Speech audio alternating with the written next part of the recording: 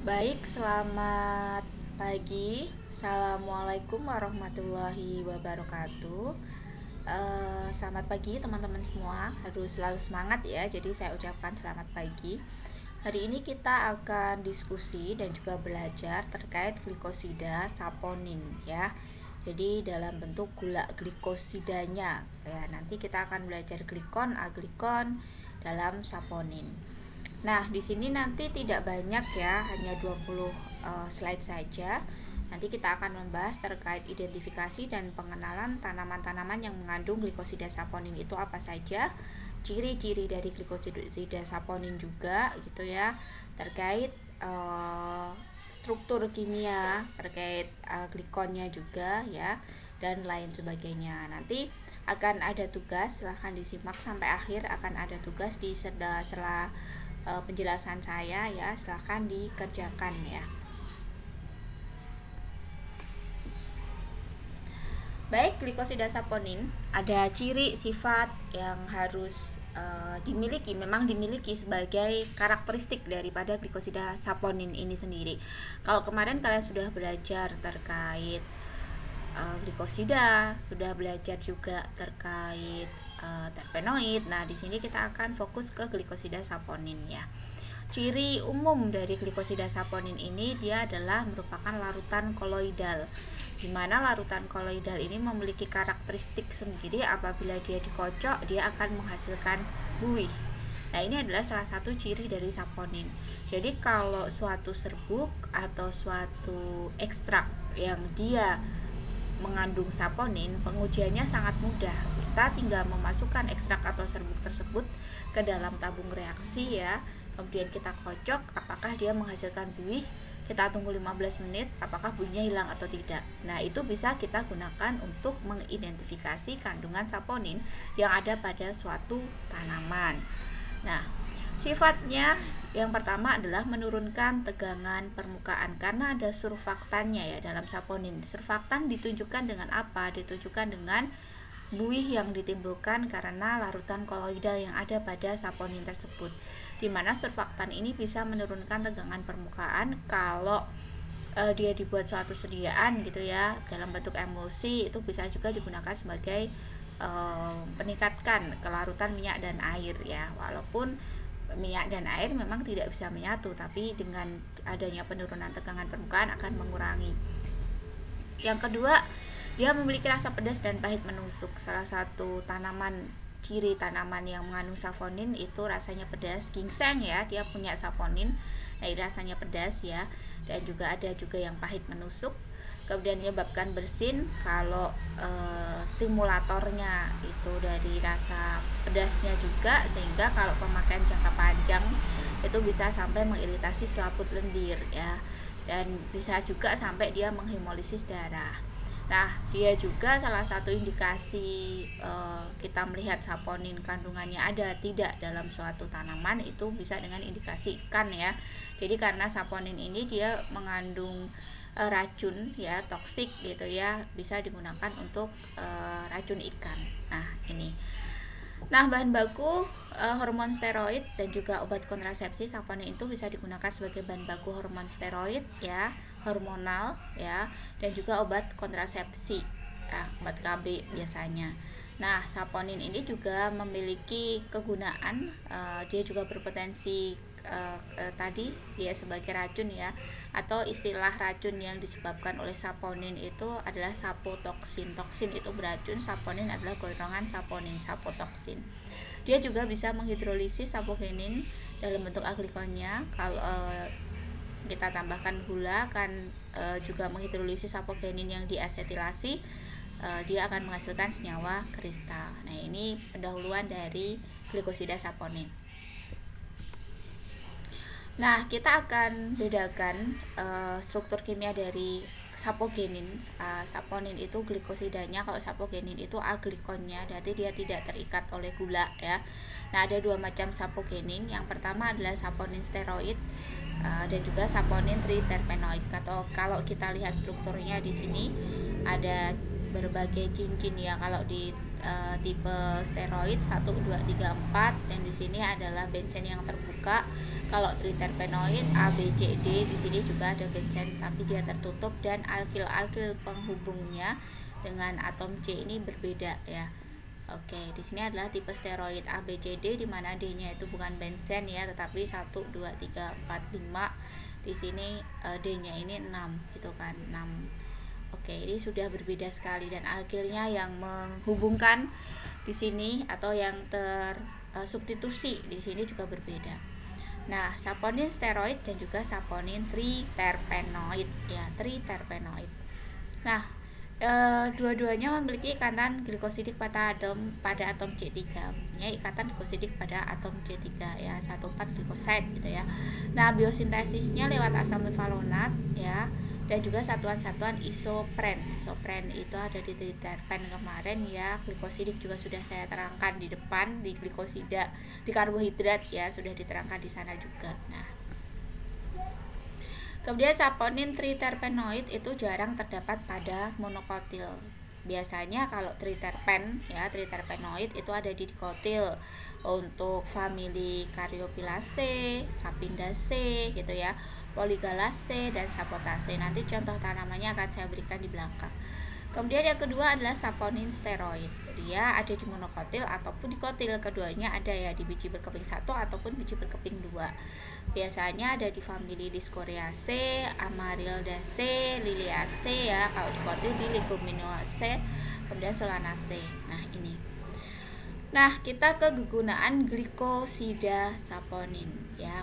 Kalau tadi aglikonnya, sekarang kegunaan ke glikosida saponin. Nah, salah satu kegunaannya tadi adalah menurunkan tegangan permukaan karena dia ada busanya, ada koloidalnya. Jadi dia bisa berfungsi sebagai surfaktan. Bisa kita gunakan juga kalau di emulsi, dia digunakan sebagai emulgator. Emulsi sediaan-sediaan emulsi yang ada di pasaran ya, atau emulgel, sediaan gel dengan tipe emulsi itu bisa. Nah, di sini meningkatkan aktivitas epitel yang berselia. Jadi fungsinya juga dia merangsang timbulnya batuk untuk pengeluaran dahak.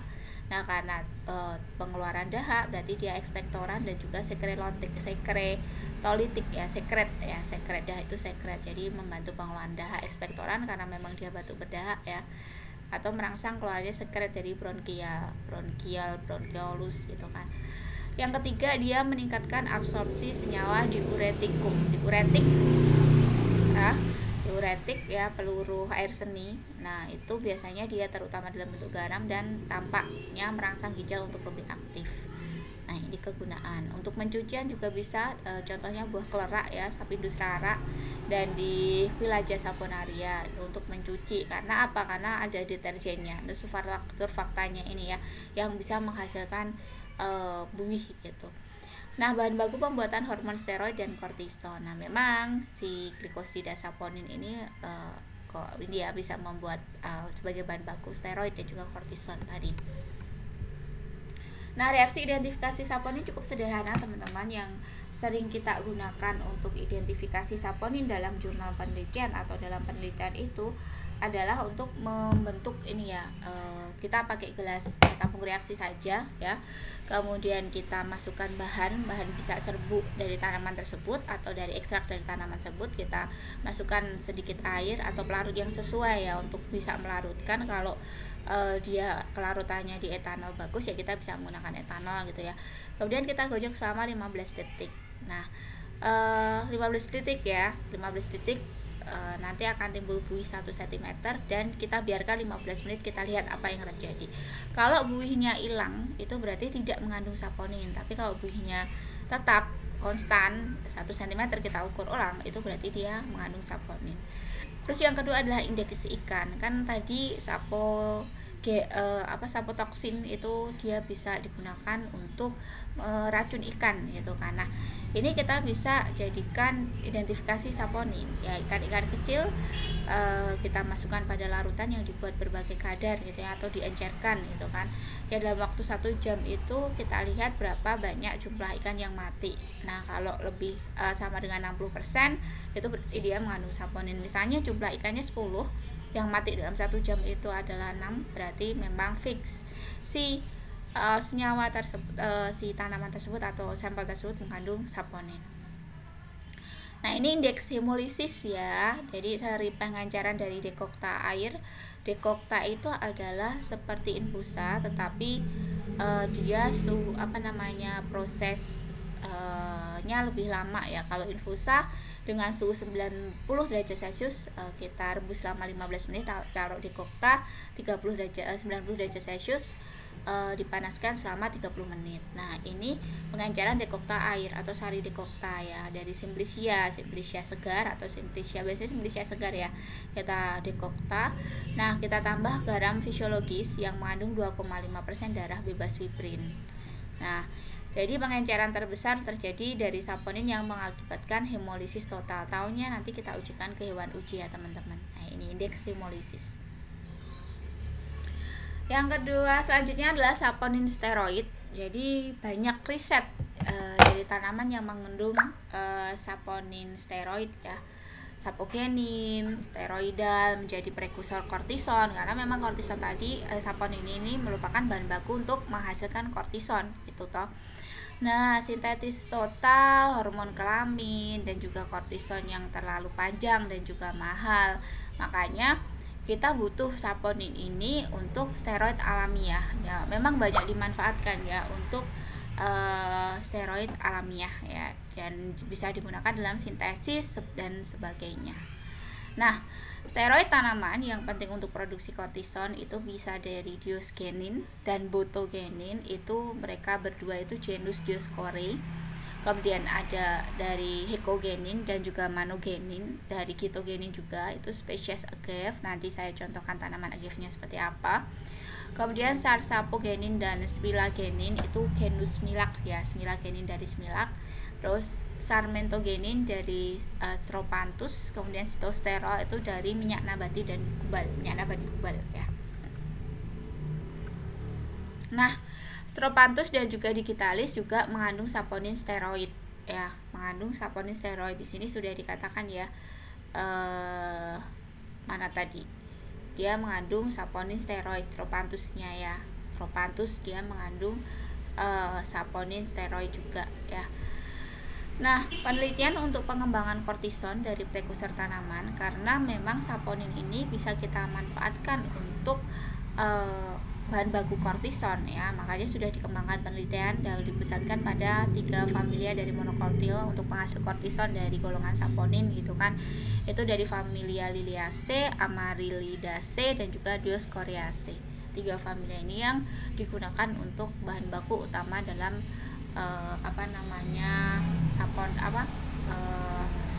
penghasil kortison. Nah, beberapa tanaman yang mengandung glikosida saponin steroid, yang pertama Dioscoree, yaitu namanya Dioscoree ya, dia dari umbi Dioscoree ya. Nah, glikosida saponin, kemudian steroid dan juga alkaloid. Kandungan utamanya Diosgenin, Dioscoree, Diosgenin sama karena dia sebagai bahan baku hormon steroid untuk kontrasepsi ya. Progesteron ya, pil KB di sini kortikosteroid dengan cara fermentasi mikrobiologi obat-obat golongan kortikosteroid NSAID ya, ini saponin bisa digunakan sebagai bahan bakunya. Terus sapogenin yang berasal dari glikosida saponin itu diisolasi dari hasil hidrolisis asam terhadap saponinnya. Jadi memang karena sapogenin ini tidak larut air, nah kemudian diekstraksi dengan pelarut yang sesuai. Jadi ekstraksi tidak harus dengan air ya, kita menggunakan pelarut-pelarut yang bisa digunakan atau pelarut yang sesuai. Nah, tanaman yang mengandung glikosida saponin steroid yang pertama, yang lainnya adalah agave ya, tadi contohnya Hecogenin, zat aktif yang ada di dalam agave tersebut ya, dia seperti seperti lidah buaya tapi daun ya, jadi mirip-mirip gitu kan ya. Nah, Hecogenin ini zat aktif dari agave, dia diperoleh dari daunnya, daun spesies agave Cisalana ya, genus agave spesies Cisalana dalam bentuk garam asetat. Nah, Hecogenin itu bahan zat aktif utama dalam agave yang memang digunakan sebagai bahan baku kortikosteroid atau kortison. Tanaman yang lainnya adalah Fenegraceae. atau biji klabet. Mungkin teman-teman tahu ya, ini tanaman dari klabetnya. Jadi yang kita gunakan adalah bijinya yang paling bawah ini, biji klabet di sini. Jadi berasal dari tanaman Tregonella Phoinum graecum atau famili Leguminosae ya. Ini tanamannya kita gunakan adalah bijinya. Kandungan bijinya sapogenin steroid. Nah, diosgenin itu adalah zat aktif utamanya 2,2%. Nah, ini. Kemudian yang ketiga adalah Sarsaparilla. Mungkin pernah dengar ya, akar keringnya ya, kadang-kadang juga rimpang, tanaman Smilax Astolosia folia atau famili Liliaceae di sini. Yang kita gunakan adalah akarnya karena dia tidak berbau, kemudian rasanya juga cenderung agak manis. Nah, berbuih ya, dengan air berbuih karena dia saponin. Biasanya kita manfaatkan untuk dibuat minuman. Kalau saponin steroidnya itu bahan baku kortison ya, bahan baku kortison. Yang selanjutnya adalah ginseng, akar panax ginseng atau famili Araliaceae ya, sudah disebutkan familinya di depan tadi. Nah, ini Panax quinquefolium, Panax pseudo ginseng ya. Ini spesies genusnya karena berbeda tempat tumbuh ya.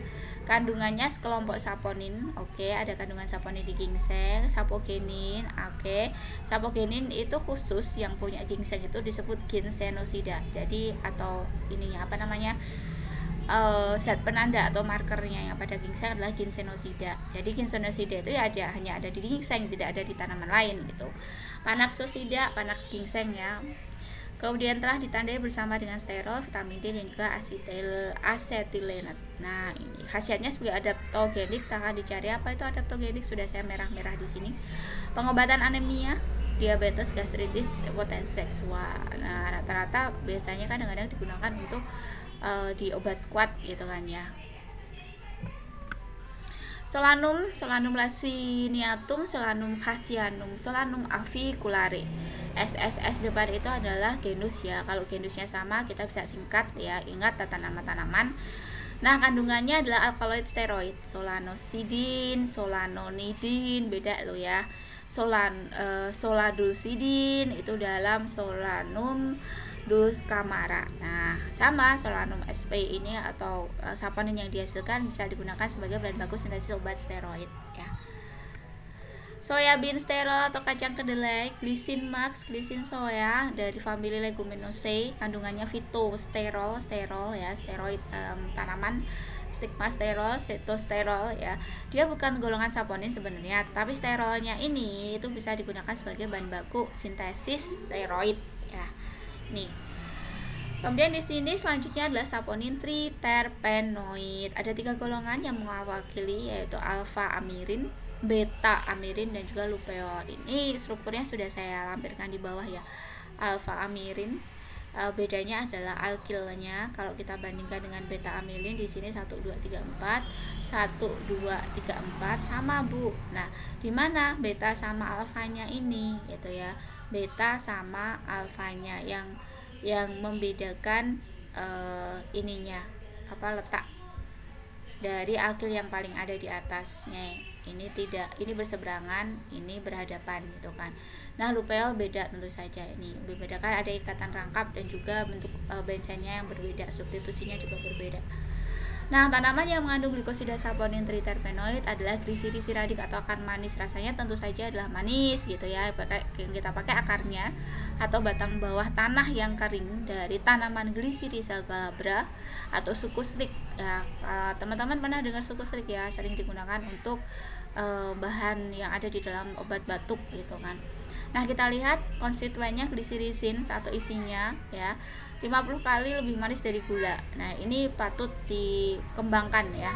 Glycyrrhizin atau dari glikosida saponin itu akan dihidrolisis menjadi glycyrrhizinic acid, tidak manis, tambah molekul glucuronik acid. Nah, flavonoid kandungannya ada di sini, liquiritin juga isoliquiritin. Nah, warnanya kuning dia biasanya. Nah, pemakaian dari saponin glycyrrhizidic itu ekspektoran karena ada tadi ya sukuslik ya. Terus rasanya pahit dari aloe, kinin, ditambahkan pada permukaan permen karet, coklat, rokok. Nah, ini bisa digunakan gitu kan untuk perasa atau korigen saporis gitu kan ya. Efek dioksikortisteron. Jadi untuk obat rheumatoid arthritis, Penny Addison dan juga peradangan. Nah, ini dia berbeda ya dengan kortison ya, karena efek anti rematiknya di sini disertai timbulnya peptic ulcer. Nah, ini tidak sampai timbul peptic ulcer. Ini adalah akar manis ya, batang sampai akar atau bagian yang ada di dalam tanah dan mengering. Kemudian Senega radix atau akar rimpang kering dari tanaman Polygala senega atau Polygala senega varian latifolia atau famili Polygalaceae. Isinya atau kandungannya saponin triterpenoid ada senegenin. Dia hanya ada di Senega radix, tidak ada senegenin dimanapun. Kegunaan ekspektoransia dan stimulansia dalam bronkitis kronis. Nah, ini batuk bedah ya. Terus sering digunakan juga bersama ekspektoransia lain seperti akar IPK, amonium karbonat, itu kan sama-sama ekspektoransia lain. Nah, ini Senega ya, kita gunakan adalah akarnya.